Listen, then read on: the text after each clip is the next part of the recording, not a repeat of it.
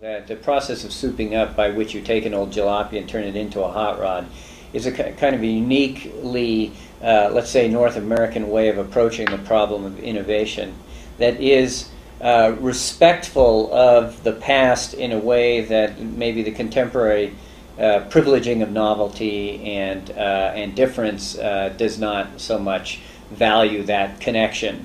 The souped up example is not really trying to separate itself from its history, but really takes advantage of that history. The Stieglitz Residence began as simply a roof replacement. The client decided, though, that if he was going to the expense of replacing the roof, that he would look at a few other little things. The house was more or less torn down to the foundations and rebuilt. We ended up adding some area to it. The souping up was a consolidation and cleaning up of the plan, and then the subsuming of that under one large, simplified, vastly simplified roof structure. We're not really that stoked about smooth skin things, particularly in Southern California. You're missing the opportunity to highlight the presence of the sun through the use of the texture that the shadow provides.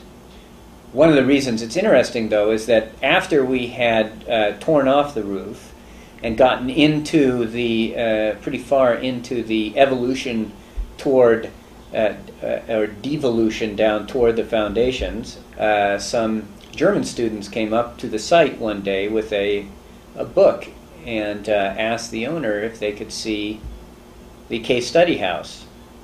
And the owner said, what case study house? And they showed him in the book that, in fact, what we had just done was torn down Case Study House 17 by Rodney Walker, which naturally made us feel bad, except that by the time the owner had bought it in 1999, I believe it had already been altered unrecognizably from the photos in the book. Although it's interesting, because had we known, I'm sure that we would have felt the imperative to try to go back to the original.